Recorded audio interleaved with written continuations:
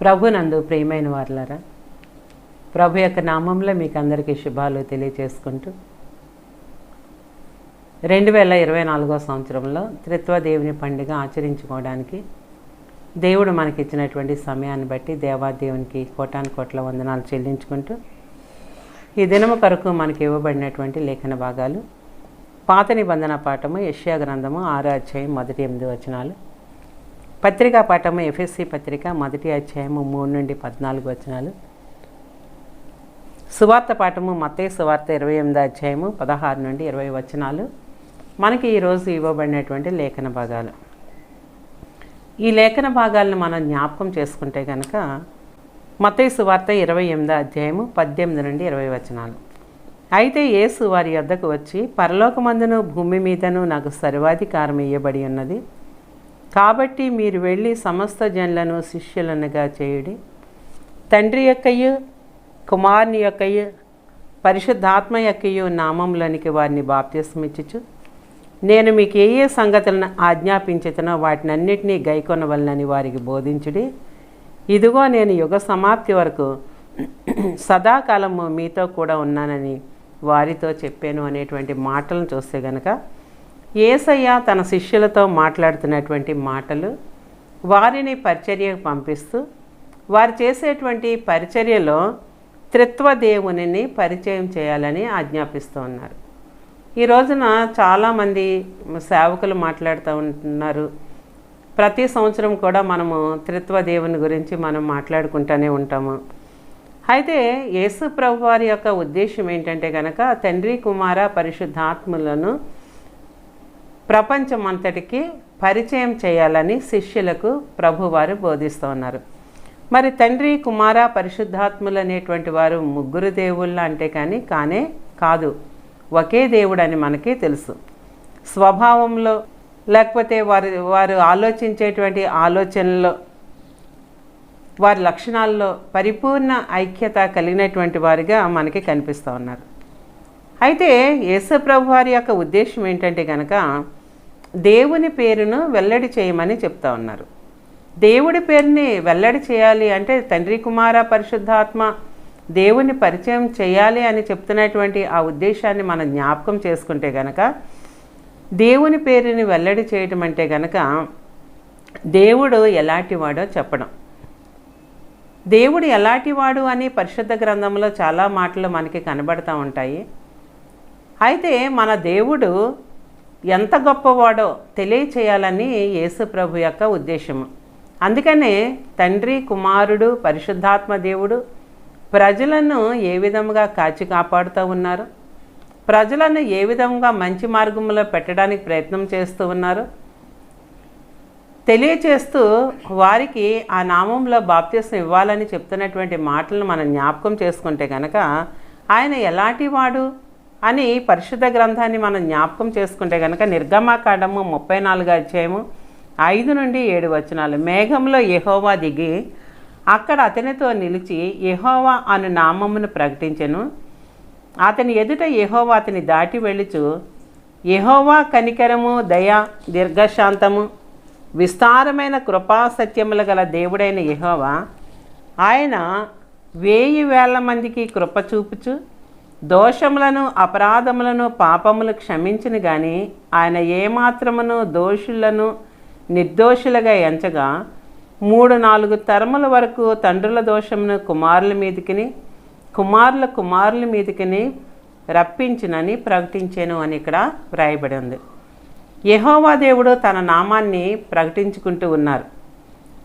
ప్రకటించుకున్నటువంటి సమయంలో మోషేను దాటి వెళ్ళుచు యెహోవా దేవుడు చెప్తున్నటువంటి మాట ఏంటంటే కనుక ఆయన కనికరం కలిగినటువంటి దేవుడు, దయగలిగినటువంటి దేవుడు, దీర్ఘశాంతము కలిగినటువంటి దేవుడు, విస్తారమైనటువంటి కృపా సత్యములు గల దేవుడు అని తనను తాను పరిచయం చేసుకుంటూ తన నామాన్ని పరిచయం చేసుకుంటూ ఏమంటున్నారంటే కనుక ఆయన 1000 మందికి కృప చూపేటువంటి దేవుడు. అంటే ఎవరికి కృప చూపిస్తాడు అంటే కనుక ఈ ప్రపంచంలో ప్రతి ఒక్క మానవునికి కృప చూపించేటువంటి దేవుడు. ఆయన స్వభావము ఎటువంటిది అని చెప్తూ ఉన్నాడంటే గనక దోషములను, అపరాధాలను, పాపమును క్షమించేటువంటి దేవుడు అని ఇక్కడ వ్రాయబడింది. అంటే దోషాలు క్షమిస్తాడు, తెలియకుండా చేసేటువంటి దోషాలు క్షమిస్తాడు, తెలియకుండా చేసేటువంటి అపరాధాలను క్షమిస్తాడు, తెలియకుండా చేసేటువంటి పాపాలను క్షమిస్తాడు. కానీ ఆయన ఏమాత్రము దోషులను నిర్దోషులుగా ఎంచలేడు. అంటే ఏంటంటే కనుక ఎప్పుడు దోషాలతో ఉండేటువంటి వాడు, ఎప్పుడు కూడా అపరాధాలు చేసేటువంటి వారు, ఎప్పుడు పాపాలు చేసేటువంటి వారు అదే జీవితంతో ఉంటే గనక ఆ దోషులను నిర్దోషులుగా చేయలేనటువంటి వాడు. కానీ శాపాలు ఎలా ఉంటాయని చెప్తున్నాడంటే కనుక 3-4 తరముల వరకు తండ్రుల దోషంలో కుమారుల మీదకిని, కుమారుల మీదకిని రప్పించును అని వ్రాయబడి ఉంది.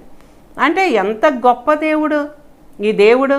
ఆయనకు దయ ఉంది, కనికరం ఉంది, జాలి ఉన్నది, కృపా సత్యాలు సంపూర్ణంగా ఉన్నాయని చెప్తూ ఒక మానవుడు దోషిగా ఉండకూడదు అంటున్నాడు. అంటే దోషం చేయటం అనేటువంటిది మానవ స్వభావంగా మనకి కనపడుతూ ఉన్నది. ఎందుకంటే కనుక బాల్యం నుండి కూడా చెప్తూ ఉంటారు, పరిశుద్ధ గ్రంథములు ఉంటుంది, బాల్యం నుండి కూడా దోషం చేయటం అనేటువంటిది మామూలుగా వచ్చేటువంటి స్వభావం. అయితే ఆ స్వభావాన్ని మార్చుకోవాలి. ఇప్పుడు శిష్యులు పరిచర్యకు ఎందుకు వెళ్తూ ఉన్నారు? ఎందుకు ప్రభువు ప్రపంచం నలుమూలలా వీరిని సువార్త ప్రకటించమని పంపిస్తూ ఉన్నారంటే గనక బాల్యం నుండి వచ్చేటువంటి మనుషుల్లో ఉండేటువంటి దోషాలు తీసివేయబడాలి. ఈ తీసివేయబడాలి అంటే గనక తండ్రి ఎంత గొప్పవాడో, ఎంత ప్రేమ కలిగినటువంటి వాడో, ఎంత కృప కలిగినటువంటి వాడో.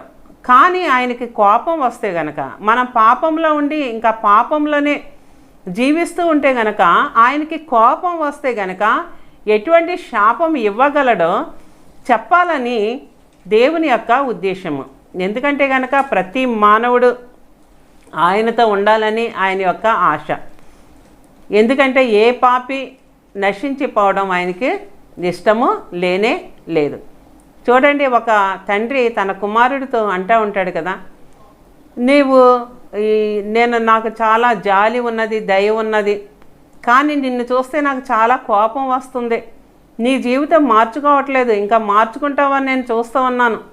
నా ప్రేమ నీకు దక్కాలంటే కనుక నీవు చేసేటువంటి నాకు ఇష్టం లేనటువంటి కార్యాలు విడిచిపెట్టాయి, లేకపోతే కనుక నిన్ను నేను శిక్షిస్తాను తప్పకుండా అని ఒక తండ్రి మాట విననటువంటి తన కుమారునితో కష్టంగా మాట్లాడతాడు. ఆశీర్వాదాలు ఇవ్వాలనుకుంటాడు ఒక తండ్రి తన కుమారునికి, లోకంలో ఉన్నటువంటి కుమారునికి ఒక తండ్రి ఆశీర్వాదాలు ఇవ్వాలనుకుంటాడు. ఆ కుమారుడు మాట విననప్పుడు తప్పకుండా శిక్షించాలని అనుకునేటువంటి మరి ఒక తండ్రిని మనం ఈ లోకంలో చూస్తే కనుక మన పరలోకపు తండ్రి కూడా అంతే. అందుకే అంటున్నారు, నేను దోషాలను, అపరాధాలను, పాపాలను క్షమిస్తాను, కానీ దోషిని మాత్రం నిర్దోషిగా నేను ఎంచలేను. ఎందుకంటే కనుక ఎప్పుడూ కూడా నీవు దోషిగా ఉండవద్దు. దోషిగా ఉండడం వల్ల ఇప్పుడు మనం చేసేటువంటి దోషాలు, ఎందుకు మనం దోషం చేయకూడదు, ఎందుకు మనం పాపం చేయకూడదు అని అంటే కనుక ఆ దోషము, మనం చేసేటువంటి పాపము మన తరతరాలు 3-4 తరాలు మన బిడ్డలకి రాబోతూ ఉన్నాయి. అందుకనేసి దేవుడు మరి మనకు చెప్తున్నటువంటి మాటను మనం జ్ఞాపకం చేసుకుంటూ మరి శిష్యులకు సర్వలోకానికి వెళ్ళి సర్వ సృష్టికి సువార్తను ప్రకటించమని చెప్పినటువంటి మాట ఈరోజు శిష్యులకే కాదు మనకి కూడాను. ఎందుకంటే కనుక ఈ రోజున ఈ సువార్త పాఠంలోనేమో శిష్యులను పరిచర్యకు పంపిస్తూ ఉన్నాడు. మారు మనసు పొందనటువంటి జనాంగము కొరకు వారిని సువార్త ప్రకటించమని చెప్తా ఉన్నాడు. మరి పాత నిబంధనలోనికి వెళ్ళేటప్పటికి యెషయా ప్రవక్తను మారు మనసు లేనటువంటి యూదా జనాంగానికి సువార్తను ప్రకటించమంటూ ఉన్నాడు. ఈ రోజున సువార్త ప్రకటించేటువంటి బాధ్యత ప్రతి ఒక్క మానవునికి ఉన్నది. ఎందుకంటే కనుక ప్రతి ఒక్క వ్యక్తి వ్యక్తిగతంగా రక్షణ పొందాలి. మనలో మారు మనసు లేనప్పుడు, మనము పాపాల్లో ఉన్నప్పుడు, మనము పాపాలు చేయకండి అని చెప్పేటువంటి అర్హత మనకి ఏమాత్రము కూడా లేనే లేదు. మనం పాపాలు చేయనప్పుడు, మనము మారు మనసు పొంది రక్షణలోనికి మనం వెళ్ళినప్పుడు సువార్త ప్రకటించేటువంటి బాధ్యతను దేవుడు అప్పగిస్తున్నాడు. ఇక్కడ శిష్యులకు కూడా వీరు మారు మనసు పొందారు, దేవునితో పరిచర్య జీవితం కలిగి జీవిస్తూ ఉన్నారు, సువార్త సేవ చేయడానికి అర్హత కలిగినటువంటి వారుగా ఉన్నారు. అందుకనే వీరిని సువార్తకు పంపిస్తూ ఉన్నారు. ఈ 12 మందిలో మరి ఇస్కరియోతి యోధ మనకు తెలుసు. ఇస్కరియోతి యోధ అతనికి అర్హత లేదు, అందుకనే అతన్ని ఆ శిష్యుల నుండి తప్పించినటువంటి దేవుడు మనకి కనిపిస్తూ ఉన్నాడు. అందుకని ఈ రోజున అర్హత కలిగినటువంటి వారం ఎవరు ఉన్నా కానీ ఈ రోజున సువార్త చెప్పవలసినటువంటి బాధ్యత మనకి ఉన్నది. ఎందుకంటే కనుక లోకం పాడైపోకూడదు, లోకం అంతా కూడా రక్షణలోనికి వెళ్ళాలి. అందుకని ఈ రోజున మత్తయి సువార్త 28వ అధ్యాయము మనం చదువుకున్నాం కదండి. 18, 20 వచనాల్లో ప్రభువు శిష్యులకు ఇస్తున్నటువంటి ఈ ఆజ్ఞల్లో ఈ చివరి ఆజ్ఞగా మనం చూస్తే కనుక దీనిలో ప్రధానమైనటువంటి 3 మాటలు మనకి కనిపిస్తూ ఉన్నాయి. మొట్టమొదటిది ఏమని చెప్తున్నారంటే కనుక పరలోకమందు భూమి మీద నాకు సర్వాధికారము ఇవ్వబడి ఉంది. అంటే ఏమంటారంటే కనుక పరలోకంలోనూ సర్వాధికారం నాకే ఉంది, భూమి మీద కూడా సర్వాధికారం నాకే ఉంది. కాబట్టి మీరు ఏ విషయంలోనూ కూడా భయపడకండి.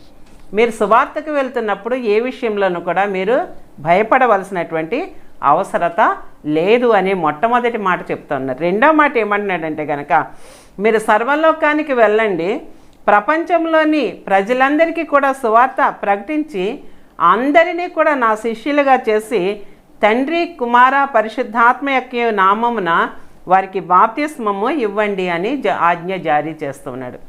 మూడోది ఏమంటున్నాడంటే కనుక యుగ సమాప్తి వరకు, అంటే లోకం అంతమయ్యేంత వరకు మీకు తోడుగా ఉంటానని వాగ్దానం చేస్తున్నారు.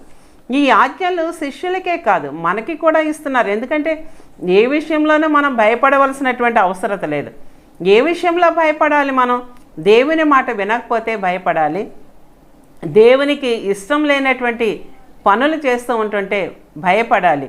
అంతే తప్పించి ఇంకా ఈ భూలోకంలో మనము దేనికి భయపడవలసిన అవసరం లేదు, ఎవరికి భయపడవలసినటువంటి అవసరత లేదు. ఒక్క మన దేవునికి తప్పించి ఎవరికి మనము భయపడవలసినటువంటి అవసరత లేనే లేదు.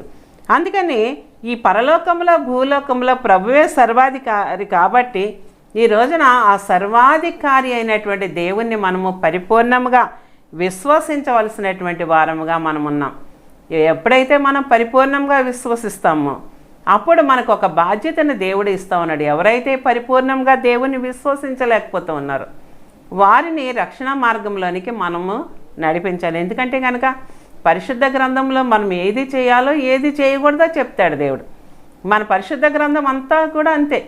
ఒకవేళ ఏదైనా చేయకూడనటువంటి పనులు చేస్తే కనుక ఎటువంటి శిక్ష, లేకపోతే మంచి పనులు చేస్తే ఎటువంటి ఆశీర్వాదమో తెలియచేసేటువంటిదే మన పరిశుద్ధ గ్రంథం. ఓసారి యేసుప్రభు వారు ఈ మత్తయి సువార్తలనే 10వ అధ్యాయంలో చెప్తా ఉన్నారు. మరి చూడండి, మత్తయి సువార్త 10వ అధ్యాయం 5, 6 వచనాలు.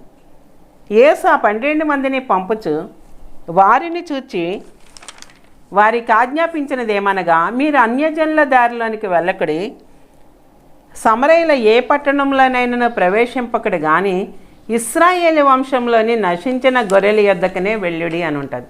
ఒకవేళ ఈ రోజున మనకి ఇవ్వబడినటువంటి లేఖన భాగంలో శిష్యులతోటి మీరు సర్వలోకమునికి వెళ్ళి సర్వ సృష్టికి నా సువార్తను ప్రకటించండి అని చెప్పారు.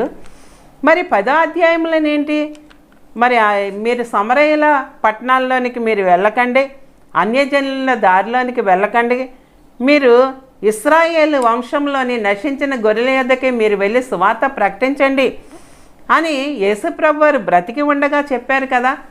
మరలా ఇప్పుడేంటి సర్వలోకం అని మాట్లాడుతున్నారని మనకి అనుమానము రావచ్చు. యేసయ్య మరి లోకానికి వచ్చినటువంటిది మరి కొంతమంది కొరకే కాదు. కానాను స్త్రీ కూడా దేవుడు అలాగే మాట్లాడుతాడు ఆవిడని పరీక్షించడానికి. నశించినటువంటి ఇశ్రాయేలు కొరకే నేను ఇక్కడ ఈ లోకానికి వచ్చానని. ఈ ప్రపంచంలో ఉన్నటువంటి ప్రతి మానవుని కొరకు యేసుప్రభు వారు ఈ లోకంలోనికి వచ్చారు. ఒక్క ఇశ్రాయేలు వంశస్థులను రక్షించడానికి మాత్రమే కాదు, ప్రపంచ మానవాళి అందరి కొరకు ఆయన వచ్చారు. మరి ఎందుకు అలా అన్నారు ప్రభు? ఆయన బ్రతికి ఉండగా శిష్యులను పరిచర్య పంపిస్తూ ఎందుకు అలా మాట్లాడారు? కొంతమంది దగ్గరికే మీరు వెళ్ళండి, ఇశ్రాయేలీల దగ్గరికే మీరు వెళ్ళండి, నశించిపోతున్నటువంటి వారి దగ్గరికి, అన్యజనుల దగ్గరికి మీరు వెళ్ళొద్దు, సమరయుల ఏ పట్టణంలో కూడా మీరు ప్రవేశించొద్దు అని మరి ఎందుకు మరి ఆయన చెప్పారు అని అంటే గనక అప్పుడు శిష్యులకి ధైర్యం లేదు, కాలం పరిపూర్ణం కాలేదు. వాళ్ళు సర్వలోకానికి వెళ్ళి సర్వ సృష్టికి సువార్త ప్రకటించేటువంటి ధైర్యము వారికి లేదు. ఎప్పుడు వారికి ఆ ధైర్యం వచ్చిందంటే కనుక యేసు ప్రభు వారు చనిపోయి తిరిగి లేచిన తర్వాత, యేసు ప్రభు వారు పునరుద్ధానులు అయిన తర్వాత ఆ పునరుద్ధాన బలము వారికి వచ్చింది. అందుకనే ప్రపంచమంతా కూడా శిష్యుల చేత సువార్త ప్రకటించబడింది. యేసు ప్రభు వారు చెప్పినటువంటి మాటను ఆషామాషిగా వారు తీసుకోలేదు. చాలా ఇదొక బాధ్యతగా వారు అనుకున్నారు. వారు ఆషామాషిగా తీసుకుని ఉంటే కనుక ఇంత గొప్ప పరిచర్య వారు చేయలేరు. దేవుడు చెప్పినటువంటి మాటను అది ఒక బాధ్యతగా వారు తీసుకున్నారు. కాబట్టి ఈ రోజున సర్వలోకానికి యేసు ప్రభు యొక్క సువార్త అందిందంటే కనుక అది యేసు ప్రభు యొక్క 12 మంది అపోస్తలుల ద్వారానే జరిగింది. ఎందుకంటే కనుక దేవుడు మానవులు ఏ స్థితిలో ఉన్నా కానీ ప్రభువు మలిచి తన పరిచర్యను చేయించుకోగలడు, తన సేవను చేయించుకోగలడు. ఏ పరిస్థితిలో ఉన్నా కానీ సేవ చేయించుకోగలడు. ఎందుకంటే కనుక 12 మంది అపోస్తలులు ప్రపంచమంతా సువార్త ప్రకటించబడడానికి కారణమైనటువంటి 12 మంది అపోస్తలులు చదువులేనటువంటి వారు. ఈ రోజున మనకి ఇవ్వబడినటువంటి యెషయా గ్రంథంలో యెషయాని సువార్త పరిచర్యకు పంపిస్తున్నటువంటి దేవుడు యెషయాని చూస్తే కనుక బాగా చదువుకున్నటువంటి వాడు. వీళ్ళు 12 మంది చదువుకోలేనటువంటి వారు. యెషయా బాగా చదువుకున్నటువంటి వాడిగా మనకి కనిపిస్తూ ఉన్నాడు. ఈ 12 మందిలో ఒక శిష్యుడు మాత్రం బాగా చదువుకున్నాడు అని అంటారు. అది మనకంత తెలియదు. కానీ ఈ రోజున యెషయా ప్రవక్తను మనం జ్ఞాపకం చేసుకుంటే కనుక యెహోవా దేవుడు యెషయా ప్రవక్తను పరిచర్యకు వెళ్ళమని చెప్తా ఉన్నారు. ఎందుకంటే కనుక నశించిపోతున్నటువంటి యోధా జనాంగం.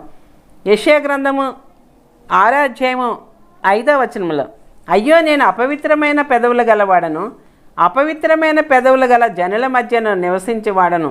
యెషయాని దేవుడు ప్రవక్తగా ఏర్పాటు చేసుకుని యోధా జనాంగానికి సువార్త చెప్పమన్నప్పుడు యెషయా ప్రవక్త ఏమంటాడంటే కనుక నేను అపవిత్రమైనటువంటి పెదవులు గలవాడను, అపవిత్రమైన పెదవులు గల వారి మధ్య నేను నివసిస్తున్నాను అంటుంటే ఎందుకని అప్పటి వరకు తను అపవిత్రమైనటువంటి పెదవులు గలవాడనని ఆయన అనుకోలేదు?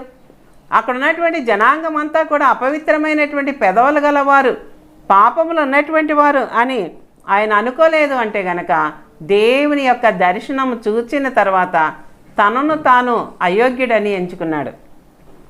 అక్కడ ఉన్నటువంటి జనాంగం అంతా కూడా అయోగ్యులని ఎంచినటువంటి వాడిగా కనిపిస్తున్నాడు. ఇప్పుడు దేవుని యొక్క దర్శనం మనకు కలిగితే, దేవుని యొక్క సహవాసం మనకు ఉంటే గనక మన బలహీనతలు ఏంటో మనకు తెలుస్తాయి. లేకపోతే మన బలహీనతలు మనకు తెలియదు.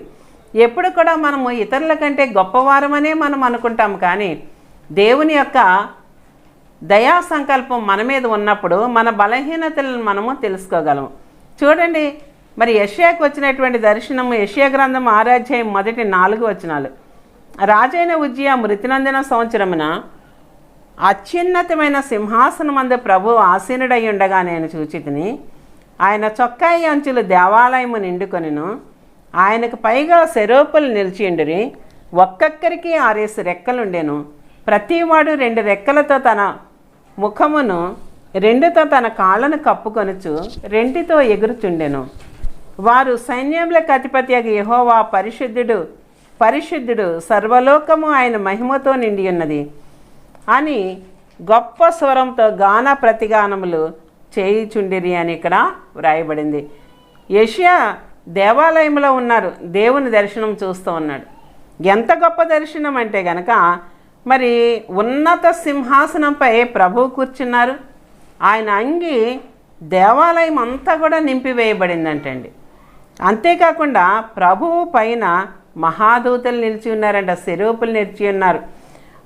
వాటికి 6 రెక్కలు ఉన్నాయంట. 2తో తన ముఖాన్ని కప్పుకుంటున్నాయి, 2తో తన కాళ్ళను కప్పుకుంటున్నాయి, 2తో ఎగురుచు దేవుని నిమిత్తమై గాన ప్రతిగానాలు చేస్తున్నారు. ఏమంటున్నారంటే కనుక సైన్యములకు అధిపతి యెహోవా పరిశుద్ధుడు, పరిశుద్ధుడు, పరిశుద్ధుడు, సర్వలోకము ఆయన మహిమతో నిండిపోయిందని స్తుతిగానాలు చేస్తూ ఉన్నారు. ఇది గొప్ప అద్భుతం. ఇంత గొప్ప అద్భుతమైనటువంటి దర్శనాన్ని చూస్తూ ఉన్నాడు. ఎందుకంటే కనుక ఆ కాలంలో ఇశ్రాయేల్ దేశంలో ఏముందంటే కనుక అపవిత్రత ఉన్నది, అపరిశుద్ధత ఉన్నది. దేవుని పరిశుద్ధతని యెషయా కన్నులారా చూస్తూ ఉన్నాడు. ప్రజలందరూ పాపులుగా కనిపిస్తున్నాడు, తను పాపిగా కనిపిస్తూ ఉన్నాడు. కానీ దేవుడు మాత్రము పరిశుద్ధత కలిగినటువంటి వాడిగా కనిపిస్తున్నాడు. అందుకని యెషయా ఏమంటున్నాడంటే కనుక, యెషయా గ్రంథము 6వ అధ్యాయము 5వ వచనం, అయ్యో నేను అపవిత్రమైన పెదవుల గలవాడను, అపవిత్రమైన పెదవుల గల జనుల మధ్య నివసించేవాడును, నేను నశించి తిని రాజును సైన్యములకు అధిపతి యెహోవాను నేను చూచితిని అనుకుంటుని అని అంటూ ఉన్నాడు. అంటే కనుక ఆ రోజుల్లో ప్రభువుని చూస్తే మరణం అవుతారనేటువంటి ఒకటి ఉన్నది కాబట్టి, అందుకని నేను ప్రభువుని చూచాను, నేను మరణమైపోతానేమో అని ఆయన మాట్లాడుతున్నటువంటి మాటలను మనం జ్ఞాపకం చేసుకుంటే గనక, పాపులైన ఇశ్రాయేలీల మధ్య నేను నివసిస్తున్నానని దేవునితో మాట్లాడుతూ ఉన్నాడు. అయితే చూడండి, అక్కడ గొప్ప అద్భుతం జరుగుతూ ఉన్నది. నేను అపవిత్రమైనటువంటి పెదవుల గలవాడను అంటున్నాడు. అప్పుడు యెషయా గ్రంథము 6వ అధ్యాయము 6-7 వచనాలు చూడండి. అప్పుడు ఆ సెరూపుల్లో ఒకడు తాను బలిపీఠం నుండి కారుతో తీసిన నిప్పును చేతపట్టుకుని నా యొద్దకు ఎగిరి వచ్చి నా నోటికి దాన్ని తగిలించి, ఇది నీ పెదవులకు తగిలిన గనుక నీ పాపములకు ప్రాయశ్చిత్తమాయెను, నీ దోషములు తొలగిపోయాను అని ఇక్కడ వ్రాయబడింది. మరి ఒక దూత బలిపీఠం నుండి ఒక నిప్పుని తీసుకుని వచ్చి అది యెషయా నోటికి తగిలించింది అని వ్రాయబడింది. ఆ రోజుల్లో బలిపీఠం మీద ఎప్పుడు కూడా అగ్ని మండుతూ ఉండేది. చూడండి, లేవీకాండము 6వ అధ్యాయం 12-13 వచనాల్లో ఉంది, బలిపీఠం మీద అగ్ని మండుచుండవలెను, అది ఆరిపోకూడదు. ప్రతి ఉదయం యాజకుడు దాని మీద కట్టెలు వేసి దాని మీద దహన బలి ద్రవ్యమును ఉంచి సమాధాన బలియగు పశువు క్రొవ్వును దహింపవలను. బలిపీఠం మీద అగ్ని నిత్యము మండుచుండవలను, అది ఆరిపోకూడదు. ఇది యెహోవా దేవుడు చేసినటువంటి నిబంధన. యెహోవా దేవుడు చెప్తా ఉన్నాడు, ఎప్పుడు కూడా బలిపీఠం మీద ఉన్నటువంటి అగ్ని ఆరకూడదు అని.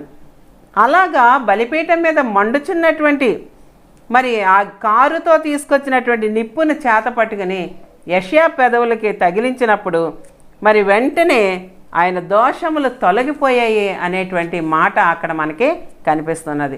నిప్పు అనేటువంటిది శుద్ధీకరణకు సూచనగా మనకి కనిపిస్తున్నది. దేవుని బలిపీఠం మీద ఉన్నటువంటి నిప్పు అయితే కనుక పరిశుద్ధతకు సూచనగా మనకి కనిపిస్తూ ఉన్నది. అయితే దేవుని చేత మనం కాల్చబడినప్పుడు అపవిత్రత పాపము కడగబడి పరిశుద్ధత కలుగుతూ ఉన్నది. పోయిన వారం మనం జ్ఞాపకం చేసుకున్నాం. ఆ రోజున పోయిన వారంలో మేడగదిలో జరిగినటువంటి అద్భుతము, దేవుని యొక్క అగ్ని నాలుకల వలె విభాగింపబడి వారి మీద వచ్చినప్పుడు వారు అన్య భాషలతోటి మాట్లాడారు. వారి భాషలు మాట్లాడుతున్నటువంటి భాషలు అందరికీ అర్థమవుతున్నాయి. అనేక రకాలైనటువంటి ప్రజలు అక్కడ ఉన్నప్పుడు అనేక భాషలు కలిగినటువంటి వారికి ప్రతి ఒక్కరికి వారి వారి భాషల్లో ఆ మాటలు వినపడుతూ ఉన్నాయి. అంటే దేవుని యొక్క శక్తి, దేవుని యొక్క అద్భుత కార్యాలు ఎంతో గొప్పగా ఉంటాయి అని ఈ పరిశుద్ధ గ్రంథం ద్వారా మనకి తెలియజేయబడుతున్నది. యెషయా ప్రవక్త పరిచర్య చాలా విచిత్రమైనటువంటిది. ఎందుకంటే కనుక యోధా ప్రజలు చేసేటువంటి పాపాలు, వారి మీదకి రాబోయేటువంటి శాపాలను గురించి చెప్పాలి. ఎలా అంటే కనుక మీరు ఈ పాపం చేశారు కాబట్టి ఈ శాపాన్ని దేవుడు మీకు ఇవ్వబోతూ ఉన్నాడు. ఎవరు చెప్పగలరు? ఎవరు పరిచర్య చేయగలరు? ఈరోజు ఎవరైనా సేవకులు వెళ్ళి నీవు చేసేటువంటిది మంచి కార్యం కాదు, నీవు చేసేటువంటిది పాపం అని చెప్తే ఎవరు ఊరుకుంటారు? కానీ యెషయా ప్రవక్త చేత చాలా అద్భుతమైనటువంటి పరిచర్య దేవుడు చేయించుకున్నాడు. ఏమనంటే గనక వాళ్ళు ఏమనుకున్నా కానీ ఆయన తర్వాత ఆయన ఎన్ని శ్రమలు అనుభవించినప్పటికీ వారు చేసేటువంటి పాపాలను చెప్పడం, వారి మీదకి రాబోయేటువంటి శిక్షల గురించి చెప్పడం అనేటువంటిది చాలా కష్టమైనటువంటి పరిచర్యగా మనకి కనిపిస్తున్నది. అందుకని ఈ రోజున యేసయ్య శిష్యుల పరిశుద్ధాత్మ శక్తి ద్వారా లోకమంతా సువార్తను ప్రకటించారు. ఈరోజు మార్పు లేనటువంటి జనాంగానికి మొట్టమొదటిగానే మనం చెప్పుకున్నాం. యెషయా ప్రవక్త అయితే కనుక పరిశుద్ధాత్మ శక్తి ద్వారా మార్పు లేనటువంటి యోధా జనాంగానికి సువార్త ప్రకటించాడు. ఈ రోజున మనం కూడా సువార్త ప్రకటించాలి. సువార్త ప్రకటించాలి అంటే కనుక ముందుగా మనకి మారు మనసు కలగాలి, ముందుగా మనం పరిశుద్ధులం అవ్వాలి. అక్కడ శిష్యులు పరిశుద్ధులయ్యారు, ఇక్కడ యెషయా ప్రవక్త పరిశుద్ధుడయ్యాడు. ఈ రోజున సువార్త ప్రకటించాలి అంటే కనుక పరిశుద్ధత లేకుండా పరిచర్య ప్రకటించటం అనేటువంటిది దేవునికి ఇష్టం లేనటువంటిది. ఎందుకంటే కనుక రక్షణ అనేటువంటిది వ్యక్తిగతమైనటువంటిది. మనకి రక్షణ లేకుండా ఇతరుల్ని రక్షణలోనికి రండి అని చెప్పేటువంటి అర్హత ఎవరికీ కూడా ఈ లోకంలో లేనే లేదు. ఈ రోజున ఎఫెసీ పత్రిక 1వ అధ్యాయం 4-6 వచనాలు, ఎట్లనగా తన ప్రియనియందు తాను ఉచితముగా మనకు అనుగ్రహించిన తన కృపా మహిమను కీర్తి కలిగినట్లు తన చిత్త ప్రకారమైన దయా సంకల్పం చొప్పున యేసుక్రీస్తు ద్వారా తనకు కుమారులుగా స్వీకరించుటకై మనలను ముందుగా తన కోసం నిర్ణయించుకుని మనము తన ఎదుట పరిశుద్ధులము నిర్దోషులమై ఉండవలనని జగత్తు పునాది వేయబడక మునిపే ప్రేమ చేత ఆయన క్రీస్తుల మనలను ఏర్పరచుకొనెను అని ఇక్కడ వ్రాయబడింది. యేసయ్య ద్వారా, ఆయన ప్రేమ ద్వారా మనందరినీ కుమారులుగా స్వీకరించాడు. ఈ రోజున మనం అందరము దేవుని బిడ్డలంగా ఉన్నామంటే కనుక అది దేవుని ప్రేమ, దేవుని ఉచితమైనటువంటి కృప. మనం గొప్పవారము కాదు. దేవుని లాంటి పరిశుద్ధత ఏ మానవులను కూడా ఉండదు. కానీ ప్రయత్నం చేస్తూ ఉంటాము, దేవునిలాగా పరిశుద్ధులంగా ఉండాలని ప్రయత్నము చేస్తూ ఉంటాం. మనల్ని పరిశుద్ధులుగా నిర్దోషులుగా ఉండడానికి క్రీస్తులో మనల్ని ఏర్పరచుకున్నాడు. ఎందుకంటే కనుక ఆయనలా మనం ఉండాలి, నా వలే మీరు ఉండాలి అంటున్నారు ఆయన.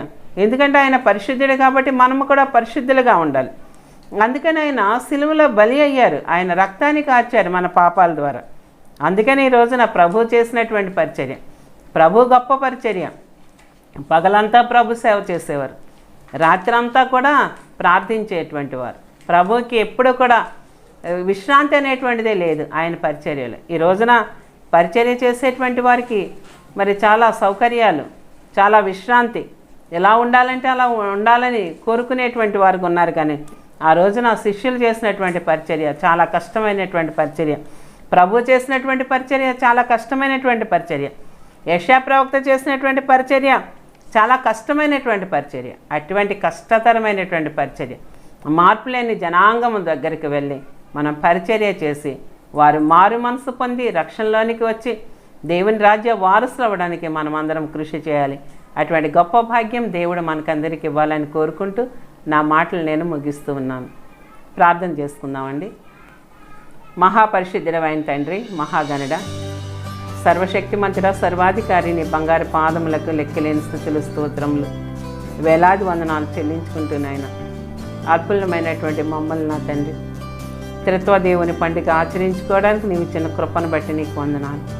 నీ ప్రేమ ఉచితమైనటువంటిది ప్రభా. ఈరోజు నా తండ్రి నీ సేవ చేసినటువంటి నీ 12 మంది అపోస్తుల్ని మాకు జ్ఞాపకం చేస్తాం, యెషయా ప్రవక్తని జ్ఞాపకం చేస్తాం. ఈ రోజున ప్రభా మేము కూడా అటువంటి పరిచర్యలో పాలిభాగస్థులం అవ్వాలని, ఈ ప్రపంచం అంతటికీ నీ సువార్తను అందించాలనేటువంటి ఉద్దేశంతో ప్రభా మమ్మల్ని అందరినీ ప్రభా నీ బిడ్డలాగా అంగీకరించిన తండ్రి, నీ చిత్తమైనటువంటి కార్యాల్లో మమ్మల్ని నడిపిన తండ్రి, నీ పరిచర్య చేసే భాగ్యాన్ని మాకు దయచేసి అనేక ఆత్మలు ప్రభా నీ సన్నిధిలో తేవడానికి నీ కృపను దయచేసి మీరే మహిమ పొందవలసిందని యేసయ్య పరిశుద్ధ నామమున అడుగుచున్నాం తండ్రి. ఆమేన్. తండ్రి, కుమార, పరిశుద్ధాత్మ త్రియేక దేవుని దీవెన ఇప్పుడే ఎల్లప్పుడు మనకందరికీ ఎల్లవేళలా సదా తోడుగుండును గాక. ఆమేన్.